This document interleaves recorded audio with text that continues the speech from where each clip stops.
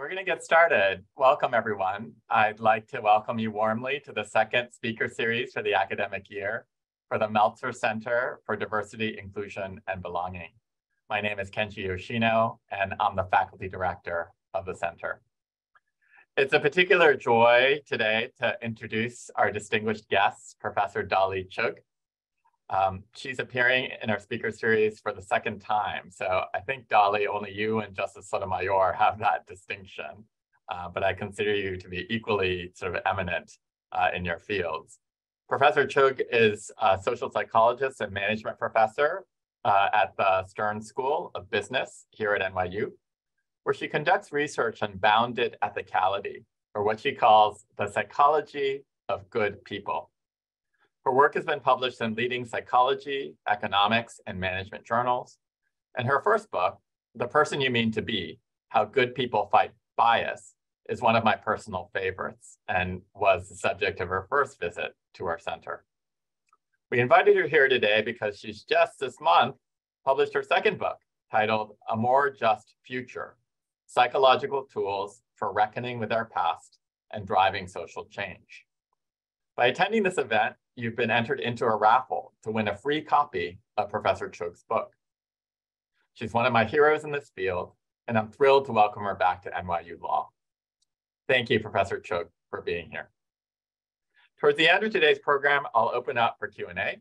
So please submit any questions you might have through the chat function at the bottom of your screen. We'll get to as many questions as we can. So Dolly, may I call you Dolly? Please. Please call me Kenji. So welcome, we're old friends. Yes, thank you. Fantastic book, and I can't sort of congratulate you enough. You know, I had the privilege of. And Dolly, I can jump in to pose a question to you if you like while wait for Kenji to reappear. Can you just tell us a little bit about, what prompted you to write this book? Because it's a book about history, but you are trained as a psychologist rather than a historian. So what was it that prompted you to want to write a book about history? Yeah, absolutely. And that's something I want to sort of put in capital letters, that I am absolutely a psychologist, not a historian, not even really a history buff. But I have written a book that's about our relationship with our past, with our country's history. Because as a social psychologist, I think a lot about why we do what we do, how our relationships and our social context affect our attitudes and our behaviors and vice versa. And so this book comes from a place of me trying to reckon with what is my relationship with our country's past. And it started from a very personal place. Welcome back, Kenji. I was, David very kindly just asked me to talk about why a psychologist would write a book about history. And I was sharing, of course, that I'm a psychologist interested in how people think, and in this case, in how they think about the past. And I'm happy to go any direction you want in describing more about that.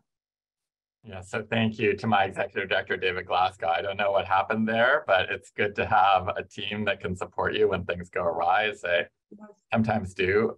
I actually want to go back and tell me if you've already answered this question, but this notion that you visited on a road trip, South Dakota and Minnesota, and you wanted to celebrate the patriotic values of hard work, family, and love of country. Yet you say that years later, reflecting on the vacation, you realize what a disservice I had done to my children and the country I love. If you haven't answered that, could you tell us why that's the case? Yeah, that trip came from at the end of a very smug year of parenting, where I had two young children and I read to them every night, particularly from the Little House on the Prairie book series by Laura Ingalls Wilder. And millions of people have loved these books, as some of you may be amongst the fans, where Laura describes her childhood in this very hardworking family in the 1800s that built a little house on the prairie in what is now South Dakota, Minnesota. And I read every night to them. I think my kids thought Laura Ingalls was their sister by the end of the year. She had become so much the part of our lives and our family narrative. that my husband and I decided to take our kids to actually go to where their home actually was, and to breathe that air and see that big sky and to stand on that prairie. And then coming on the end of this smug parenting year, and which capped off with this very educational family vacation where my kids were so cute in these little prairie dresses they ran around in so happily every day.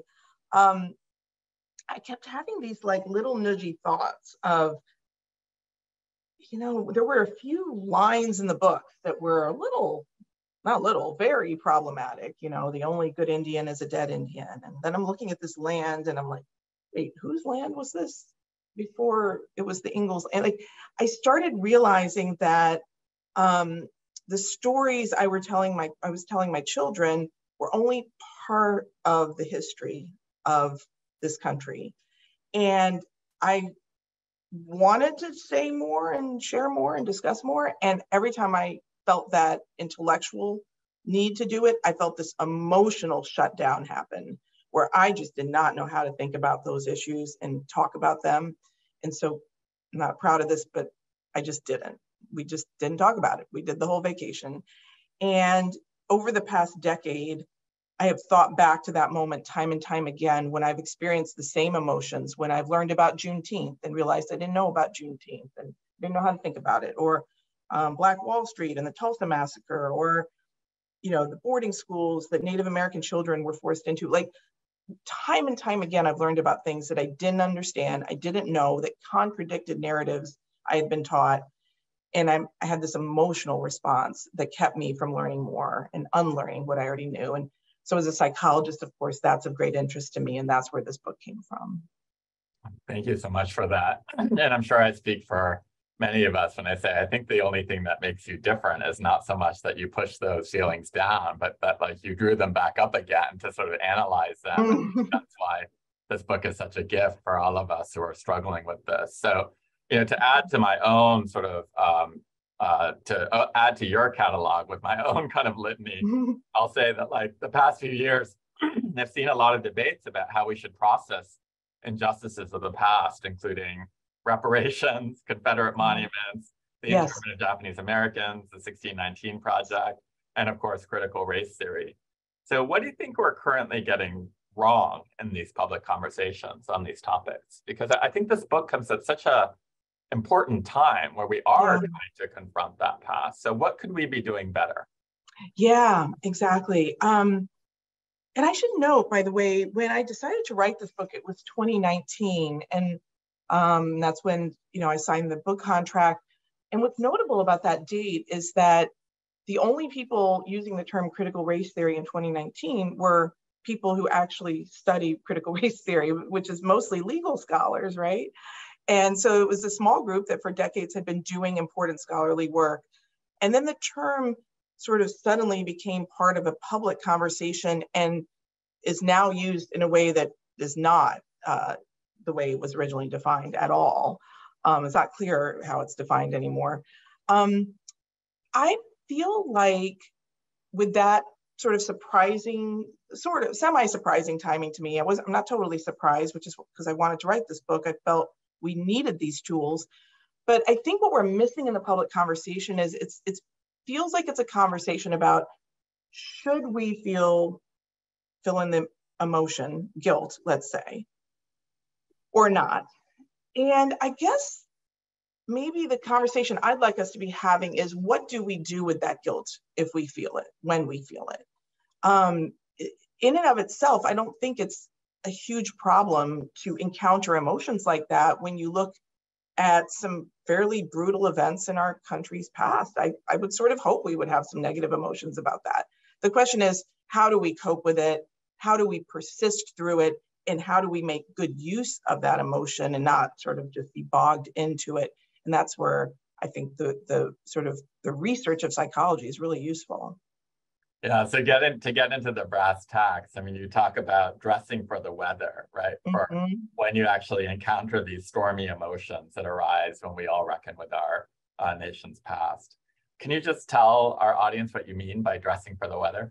Yeah, I mean, this is the classic, you plan this great outing and, you don't bring an umbrella, or you don't bring sunblock, or you don't layer, whatever. I feel like I've made every one of those like outerwear mistakes, and it leads to the outing not being fun. It leads to you cutting it short, or swearing you'll never do that again because it was so awful, or telling everyone how terrible it was.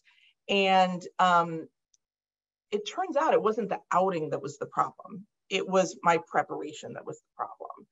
And if I just had been prepared for the windy weather, I would have been okay if I'd had those sunglasses. And here, I think it's the same when we sort of time travel. If you take that kind of outing into the past, dressing for the weather means dressing for the emotional weather, expecting that there's going to be some moments where, I feel a twinge of disbelief,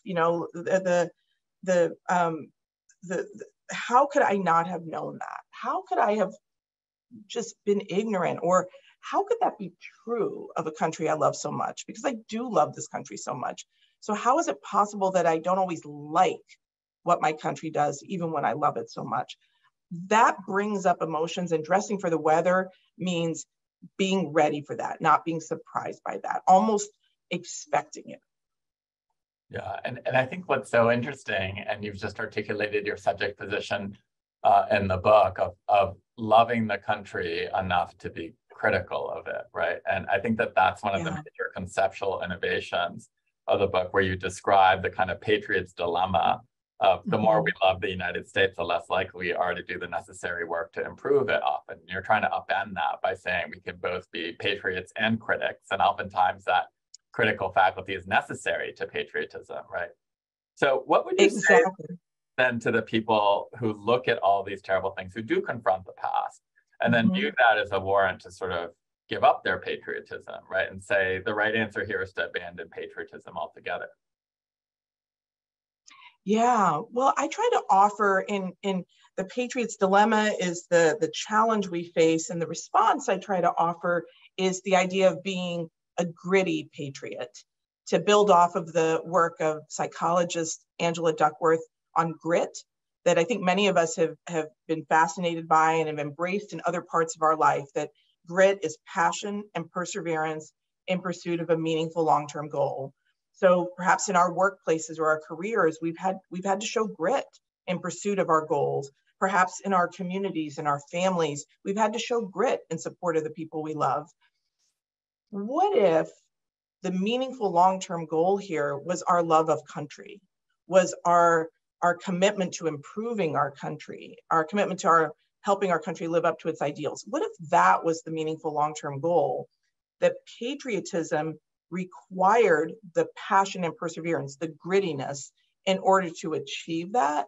So patriotism isn't solely what colors I wear, or what flag I fly, or what holiday I celebrate.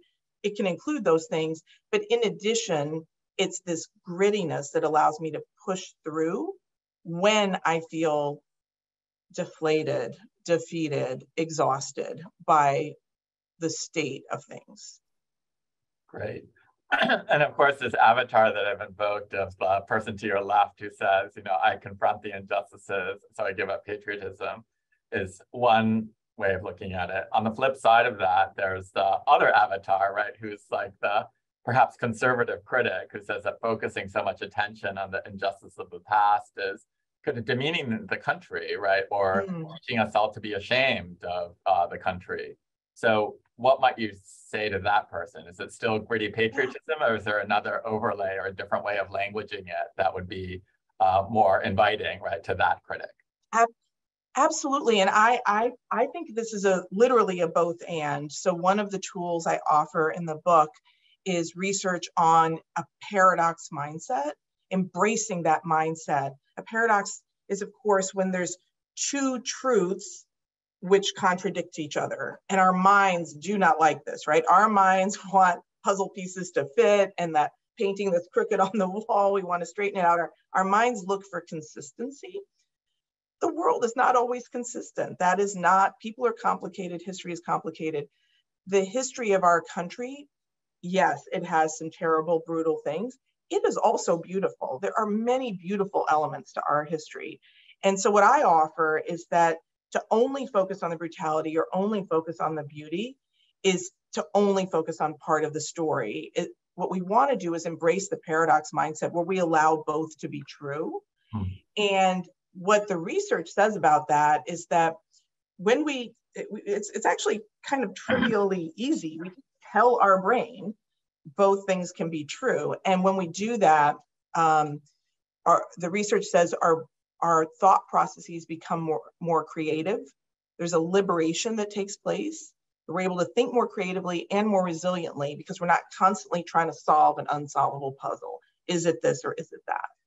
Yeah, I love that. And I'm going to go off script a bit to riff here because I'm reminded of Keats's great concept of negative capability, where he says that the great artist, right, is marked not by the capacity to resolve those paradoxes, but the ability to remain in uncertainties, mysteries, and doubts without irritable reaching after fact or reason, right? So he said, like, Shakespeare had this capacity, in spades, and he really said, like, the capacity of the artist is to tolerate paradox, to tolerate ambiguity. So it's a form That's amazing. I love that. I didn't know that quote. I love that. And I think there's a Shakespeare in all of us. Like this is very attainable. We just have to give ourselves permission to allow both things to be true. Yeah, beautiful. So you warn readers against racial fables. So one of my favorites was the narrative that, Rosa Parks made this sudden kind of spur of the moment decision. This would be the fable, right?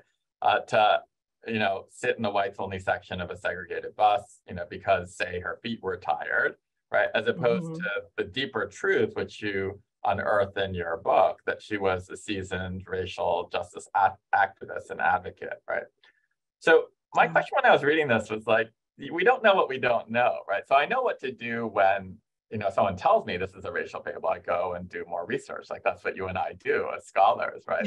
But what I'm more worried about is when we don't know what we don't know, right? So how do I keep my antenna up? Like, how do we know that we're in the grip of a racial fable in the first place? Yeah, absolutely.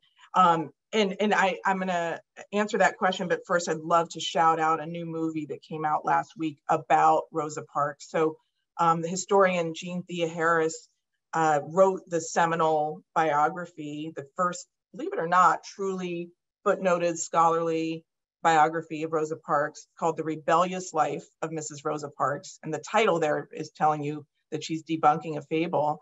And a movie's just been made about it. That's sort of a non-scholarly, very engaging movie, came out last week by the same title, The Rebellious Life of Mrs. Rosa Parks. Highly recommend it. And it points to all the ways in which the narratives we've learned are not at all supported by fact. The way we can start to know what we don't know is to look for 3 red flags that give us a clue that we may have inherited a racial fable. One is that a narrative where there's a very clear cause and effect. X caused Y, period. There's very few things in the world that are that sort of linear in their cause and effect. So if it's as simple as, Rosa Parks, didn't give up her seat on the bus and that led to desegregation, the story's never that simple. The second red flag, after clear cause and effect being the first, the second one is that the heroes in the story are flawless and sort of simple to understand. Real people make real change and are 3-dimensional and have all sorts of interesting nuances to who they are. Rosa Parks is one of those people. She was for decades an activist. So yes, she was tired that day, and maybe that particular day wasn't the day that they had planned, but she had absolutely been participating and supporting with hundreds and hundreds of hours of volunteer work for the NAACP as civil disobedience efforts and helping plan them. So these sort of simple heroes are not a clue that we have a racial fable. And then the third one, which is on the tip of my tongue, I'm going blank, but let's see if we can get it. We did cause and effect. We did flawless heroes. And the third one, this is why I should have notes and not wing it. We'll come up with a third one. If needed, I'll grab one of those books behind me. Absolutely, we can pick it up. So this goes to, I mean, one of the obvious solves from my perspective coming off of this, of like how to debunk these racial fables, is to change the way in which history is taught, right, in this country. Yeah. But we know there's also massive resistance to this project, right? So just as a tactical matter, right, if we have, you know, history textbooks that we know present a deeply biased version of history, like your version of a kind of rose-colored glasses, Little House on the Prairie kind of rendition of American history, like how do school districts at really the brass tacks level contend with those who disagree with changes in education? Like if I want to object to the way history is taught in the public schools, like what are my levers there, right? Because as an individual, even as an educator myself, it's not clear to me what the pathway is to really. Yeah, I appreciate that. And I appreciate the complexity of that task that you're describing. I'm not sure I have the answer, but some of the thoughts that come up for me as I kind of listen to those discussions, I feel like, well, two things. One is in trying to convince others of a particular approach, I think it helps if we make our own learning visible.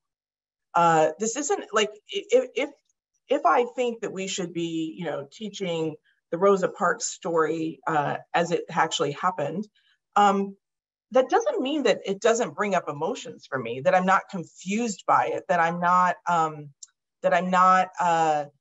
struggling with my own shame that I didn't know that story. Me being able to talk about that when I'm asking someone else to consider that story, I think legitimizes and normalizes some of the resistance they may be feeling, because I'm feeling it too. And we're just coming out with a different solution. One person's solution is to teach it, and the other person's solution is to not teach it. But what if we were to talk about where that resistance was coming from? So that's one thought that's coming up. And the second thought is, I do think there's, you know, an absence in a lot of parts of our lives of using behavioral science to sort of play a role in these conversations where, you know, if someone's feeling shame, there are ways to cope with shame. If someone's feeling confusion, there are ways to deal with confusion. And, you know, what if we sort of added those tools? And I want to thank your wonderful team who just offered me in the chat box a reminder of my own third red flag on fables. The third red flag is good guys always beating bad guys. In the case of Rosa Parks, there were many acts of civil disobedience. There were even many people who didn't give up their seat in public spaces like buses before Rosa Parks, where those efforts were defeated. They did not go anywhere.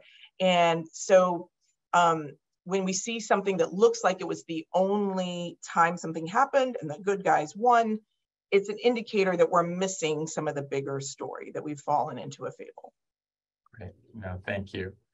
And I think you've touched on this, but so let me know if you feel like you've already answered it. But, you know, just for the people who are listening in today, now, how can people, you know, independent of the kind of getting textbooks changed, attending this event, start conversations with the people in their lives who might be resistant to facing, right, this uncomfortable past? Let's put it that way. Yeah. Well, I think this is, again, where it really helps to make one's own learning visible. That's where I've been able to start conversations, is starting with what I don't know or what I didn't know, as opposed to what I think I do know or what I think you should know. So starting from a place of creating what Amy Edmondson, a scholar, calls psychological safety. An environment of psychological safety is one in which we feel we can take interpersonal risks. Interpersonal risk is like admitting something I don't know, or making a mistake and admitting that, or asking a question where I feel kind of like this is going to be a dumb question. Those are things we are more likely to do when we feel the environment around us is characterized by psychological safety. I think in starting conversations with other people, I've found a good place to start is building that psychological safety by using myself as the learner, as opposed to only them. I'm the teacher and they're the learner. Wonderful. So, I mean, I see some through lines in between, you know, this book, particularly on this last point that you just made, in your first book, right? The Person You Mean to Be. But I wanted to draw you out on that because it seems particularly with regard to the issue of showing your own growth. That's a theme in the first book as well, right? Of being careful about not sort of approaching somebody as a kind of smug do-gooder, telling them that they're a bigot or a racist or what have you, but instead saying something more along the lines of, I did something very similar last year. Can I tell you about that experience? And, can I be your ally today? And then, a year from now, I'll probably do something very similar to what you did today. And then I hope you're knocking on my door offering to be my ally, right? So if I have that right, could I draw you out on what you view the connection between the two books to be? Yeah, well, that was beautiful. I would like you to narrate my whole life because I love how you find the through lines and the poetry in it. But I absolutely think you've nailed it. There was even a time where I sort of toyed with the idea of, the title of my first book is The Person You Mean to Be. And I toyed with the idea of the second book being titled something like the country we mean to be, or, the history we mean to have, or something like that. So it's speaking to this gap that offers us an opportunity for growth that we want to step into.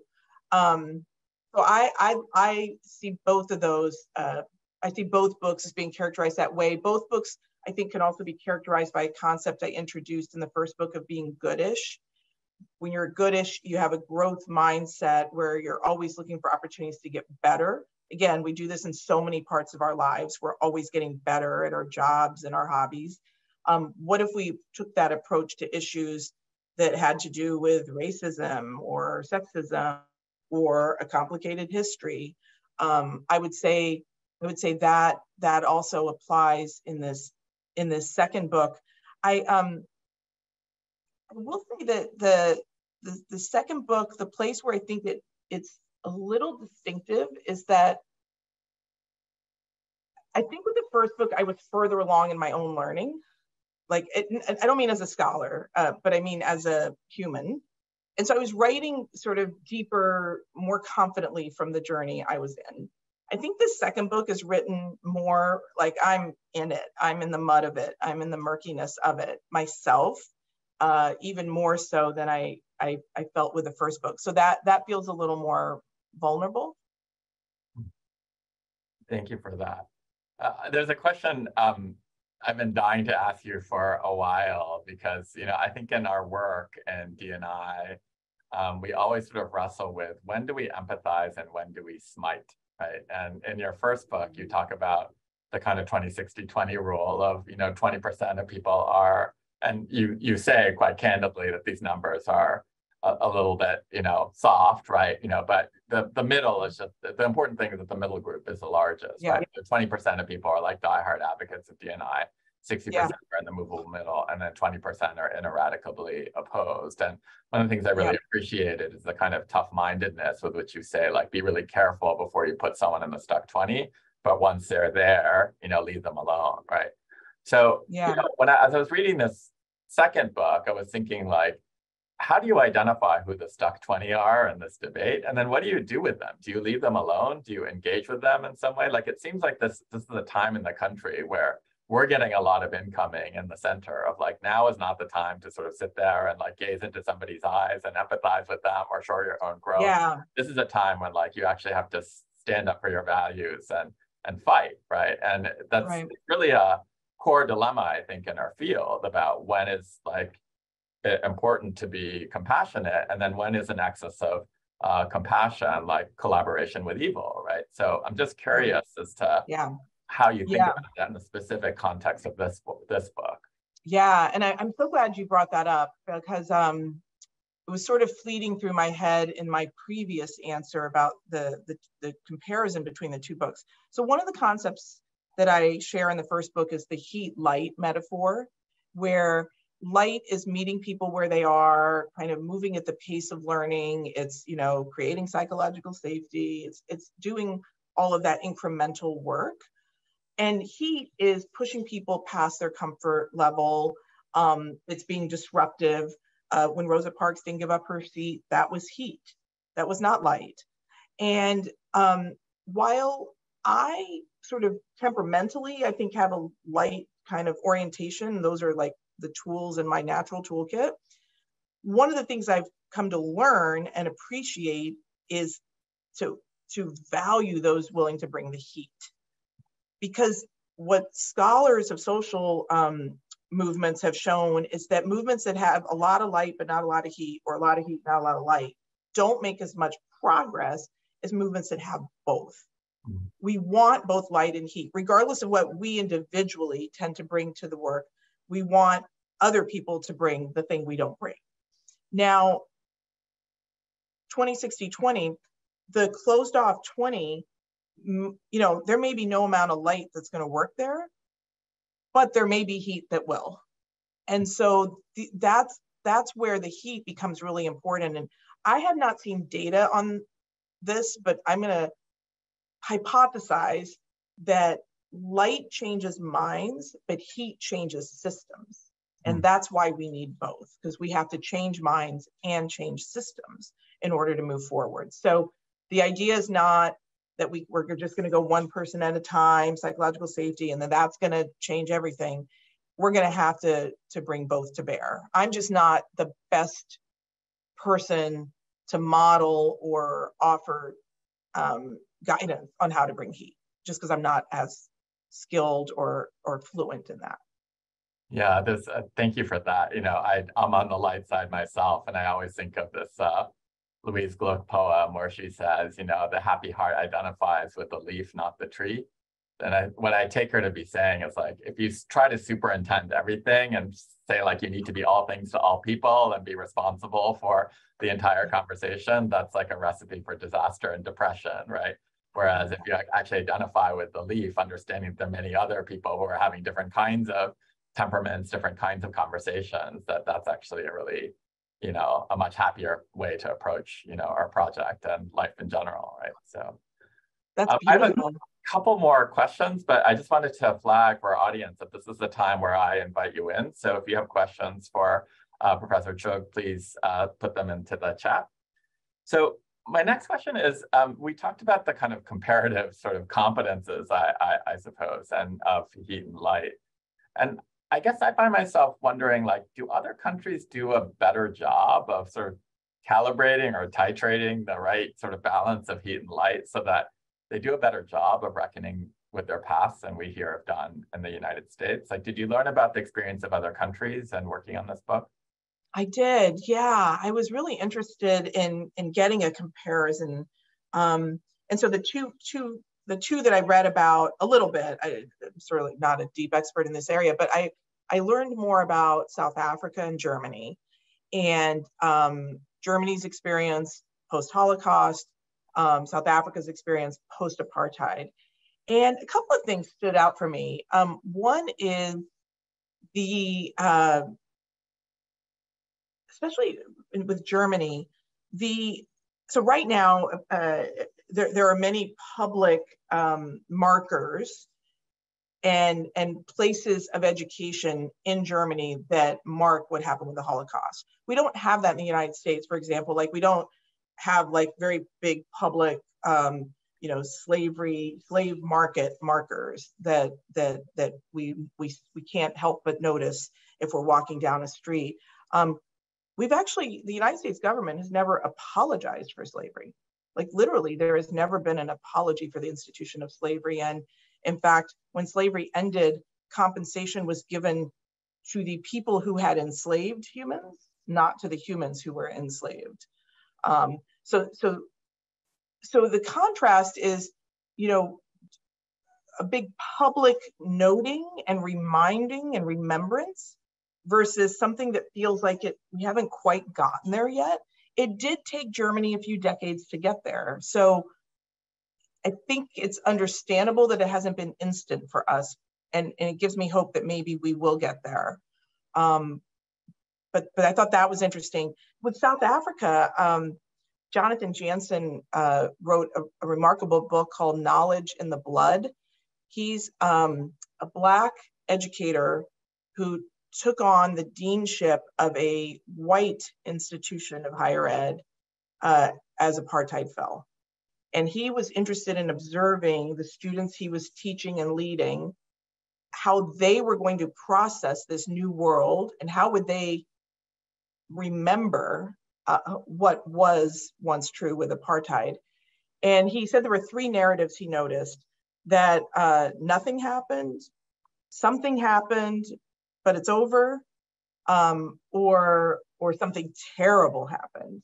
And he sort of offers these observations on how people can fall into the nothing happened or something happened, but it's over narratives pretty easily.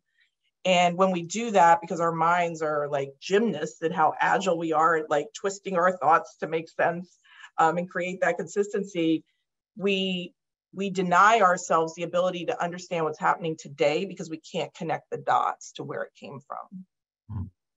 So actually, this follows on directly. I'm going to go to the audience questions and I'll come back to mine, but I want to honor our audience members here and give them their time.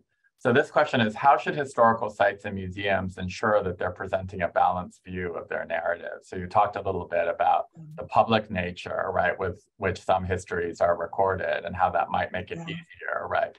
But how practically do we do that? Like, we're dealing with a Confederate statue. How do we engage with that? Monument? Absolutely. Well, I think some museums are absolutely sort of beginning or not just beginning, but are embracing this idea of paradox of presenting, Thomas Jefferson both as someone who did extraordinary things and had extraordinary visions of our country, built off of principles of liberty and justice and equality. And Thomas Jefferson was enslaving other human beings while he did those things. And presenting both, so I think the both and is where we have to sit. It can't be one or the other. It can't be,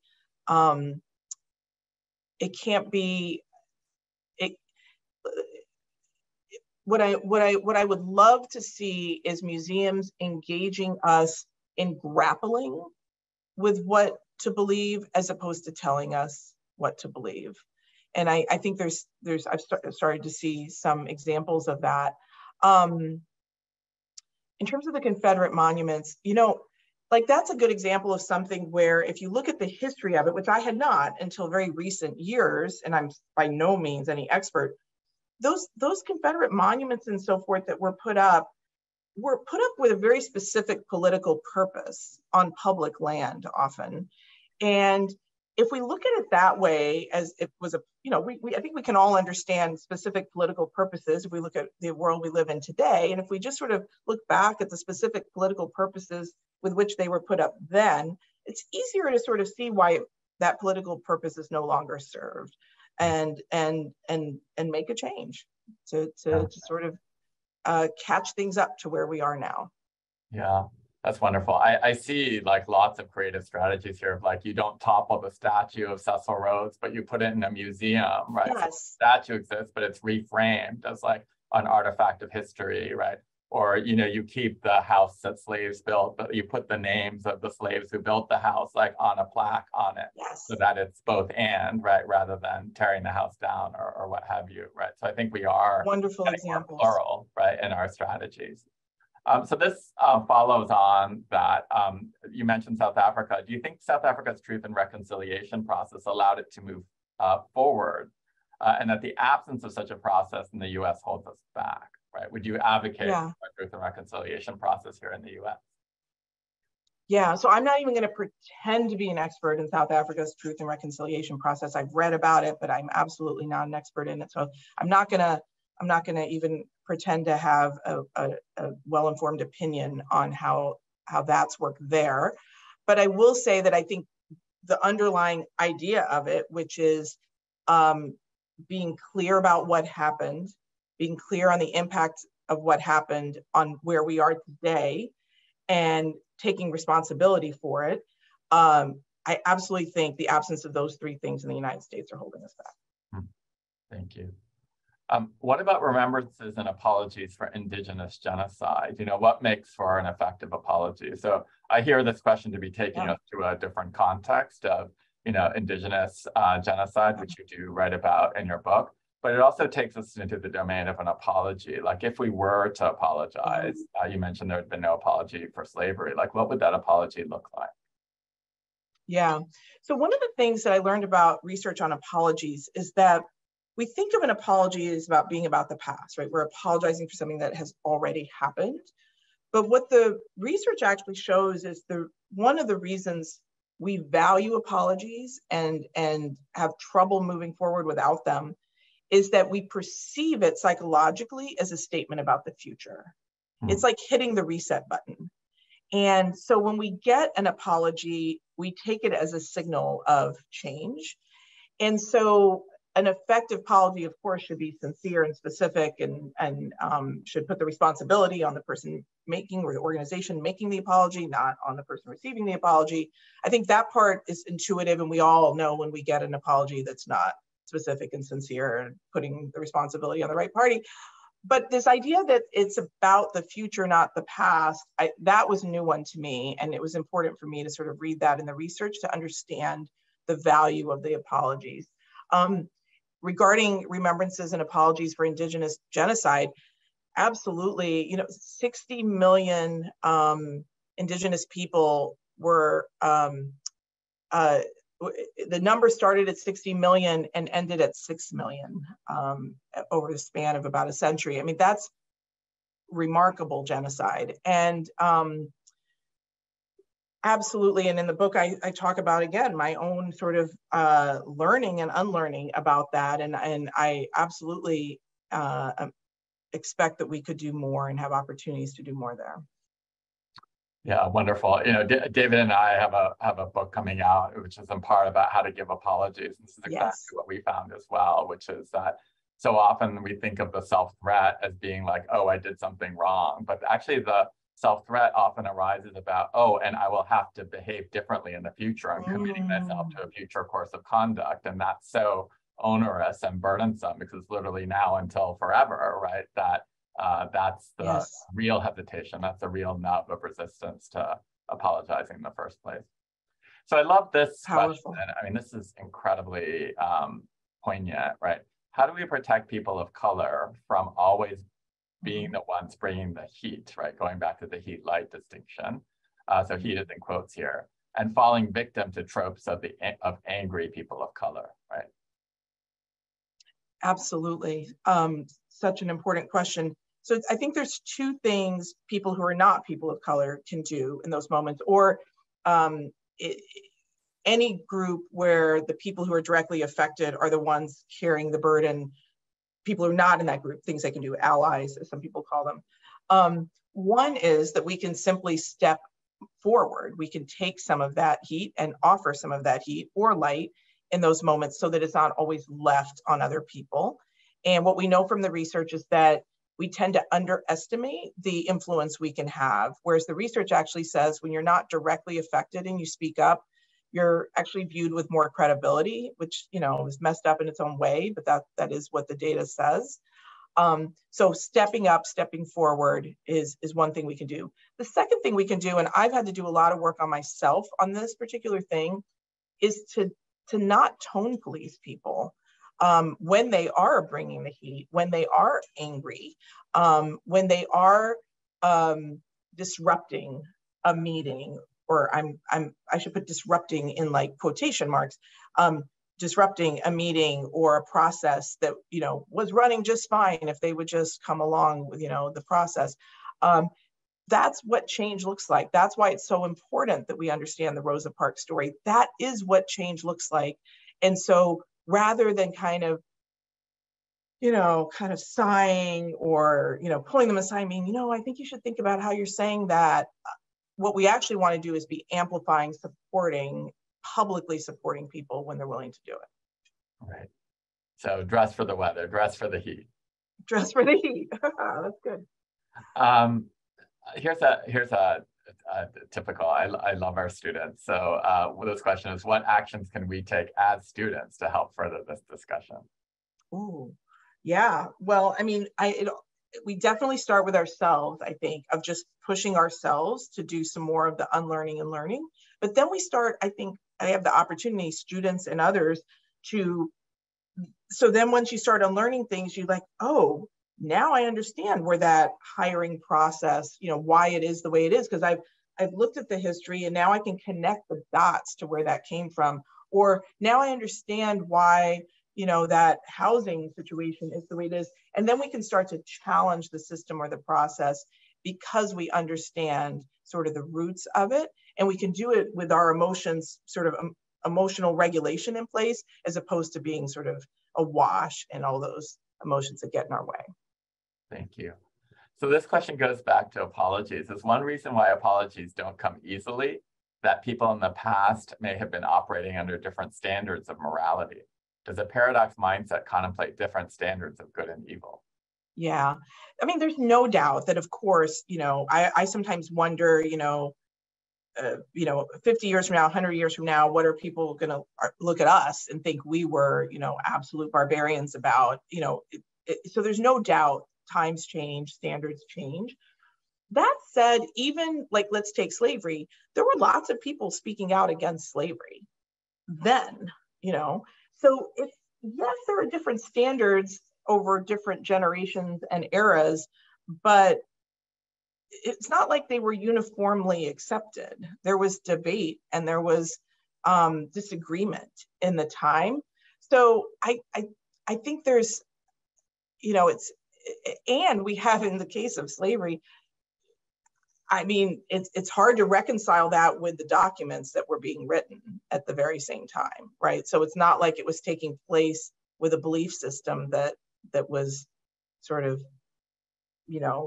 consistent with slavery. So I agree, and I still think we can embrace the paradox mindset around that. Great. This next one goes back and picks up your comments about allyship. How can individuals with privilege move from quote unquote ally to quote unquote abolitionist, knowing that they will put themselves, family, reputation all at risk? I'll stop there. Yeah, I mean, so I think it's naive to think that we're all going to put our families and our livelihoods at risk. I think, that's a complicated set of choices for each individual to make. What I have this newsletter called Dear Good People, which is free and available on my website, dollychugh.com. And if you look back at the June 2020 issue, I wrote about the 10% more rule.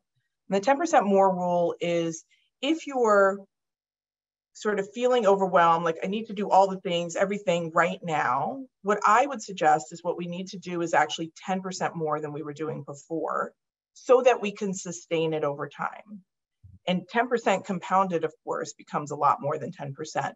And what is that 10%? Well, if you're new to an issue, 10% more might be, I described it as 10% more mortified. Like, just continue to educate yourself about the things that are mortifying you and in yourself and around yourself.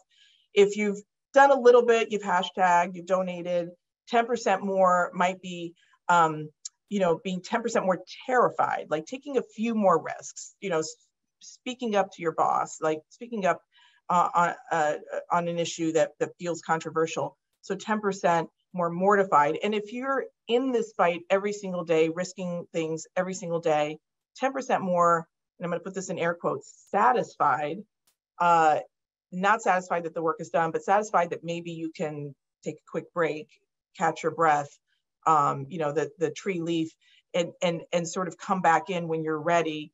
I think that approach is a more realistic, sustainable approach than, sort of all in all the time, which usually leads to sort of overwhelm and exhaustion and not sustaining the effort. Yeah, I read that with great pleasure in your newsletter. And I think that that's so great, because one of the things I thought about as I was reading your book was like, I also worry about like the reparations paid to Japanese Americans. Natsu Saito, the legal scholar, is a wonderful analysis of this, where she says, in a way, it's like, if you sort of pay that reparation, the worry is that you think that you're done, and this kind of course of conduct that we were talking about earlier never materializes, right? So this 10% more is only like important in terms of being a relatively light lift, but it's something that, arcs into the future, right? And perpetuity and the way that we need it to, right? Yes. So this question is a great one as well. So thank you for these wonderful interventions, colleagues on Zoom. How can we push back against these distortions, right? So for example, we both talked about critical race theory, right? Being used to describe was actually just teaching history, right? Yeah. I mean, in my book, I talk about like how I feel like, what if we called every kind of food pomegranate, like everything, pizza, bananas, everything's called pomegranate. And then you went to a restaurant and the menu just listed 50 different, items, all of which were called pomegranate. You wouldn't know how to order your food because it made no distinction. And I think that's what's happening. Critical race theory, is sometimes being used to just call, teaching history, or a book with a gay character or a Black character is being called critical race theory, and it's sort of creating this confusion. So I think I'm empathizing with the question. I honestly, I don't think I know the answer on how to fight those battles. I do think that that part of the resistance, not all of it, but part of it is coming from people not knowing how to handle the emotions, the resistance they feel when they engage in quote unquote critical race theory, and not realizing that there is a path forward with those. So I guess that's the best I can offer on that. I'm not sure I have a solution to the mega battle on that issue. Great. I'm curious about how you deal with individuals and organizations. So this, who say like, what does this have to do with our workplace, right? So we often get our center of like, we, are creating semiconductor chips, why are we having forums on race, period, right? But in the particular context of this book, like I can easily imagine someone trying to start a conversation about this, about confronting our nation's past, and then being told that's completely orthogonal to what our mission is as an organization. So go have that time. Like, how would you respond to that? Yeah, absolutely. Well, I think the challenge is that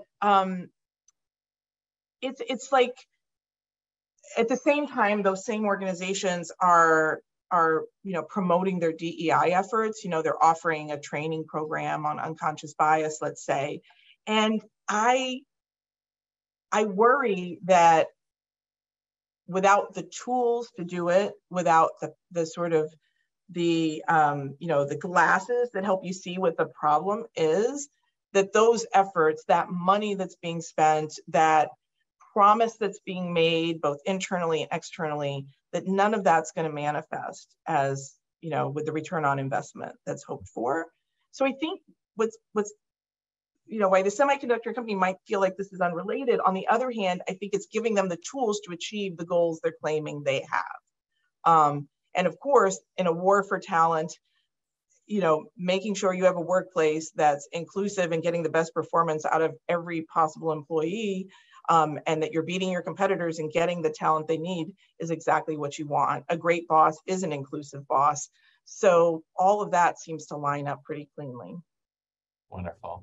So I'm going to ask my last question, which is which I've been holding, but this one of the great kind of gifts that you're giving us today is your book literally has just come out, right? Just days ago, really. Yeah. So can you just tell us a little bit about what the experience of launch has been like? What is the thing that has most delighted you? What is the thing that has most surprised you? Oh, thank you for that. Yeah, I'm deep in it and kind of still like, swirling, if you will. The thing that's most delighted me, and I don't want to say surprised, but definitely semi-surprised me, is readers' responses to the book. You go into a writer's cave for 3 years and you're in your own thoughts, and you have friends read drafts, and you have your editor, and I have wonderful friends and a wonderful editor, and you still don't know what a neutral reader is going to see in your book. I worried, would people see this book as me not loving my country. You know, I love my country so much. This is a love letter to my country. And what I'm grateful for so far is that, you know, looking at like Amazon reviews by people, you know, I'm not related to, that I'm hearing that they've found something useful, that they've seen my intent as it was intended, and found their own way to apply it to their own lives, their own problems, their own questions. And so that's been really rewarding, because, you know, my mind, it catastrophized a whole zillion possibilities of where I would be a week after the launch. And this is a very nice place to be. Well, thank you so much, Dolly. I will say that the thing that I thought of when I read your book was, and you know this because this was my advanced comment for your book, was this Japanese practice of kintsugi. So when you actually break a bowl, right, some Japanese artisans, instead of like sweeping away the shards, right, or pretending that they don't exist, actually fill the shards with precious metals, usually gold, right? And then the resulting product, like, sort of honors the cracks, right? But it's actually rendered more beautiful because it's a cracked thing rather than not. And so we at the center have gotten you your very own kintsugi bowl, which we will send over to you at Stern this afternoon. So we hope you enjoy that. We can't thank you enough for writing this book, and we look forward to having you back when you write book number 3. Oh my God, I can't thank you enough. What a thoughtful gift. I mean, that quote was such a thoughtful gift. Me learning about the kintsugi craft was such a beautiful gift. You reading the manuscript and offering your thoughts was such a beautiful gift. And now to make it tangible means a lot. You've been very supportive of my work, and I really do appreciate it. All right. Thank you so much for joining us, everyone. This is Dolly Chugh. One more time, please go out and purchase your copy of A More Just Future, Psychological Tools for Reckoning with Our Past and Driving Social Change. Some of you will be getting a copy of this book through a raffle, but you can always, gift the second copy to a friend. Dolly, I can't thank you enough for being with us here today.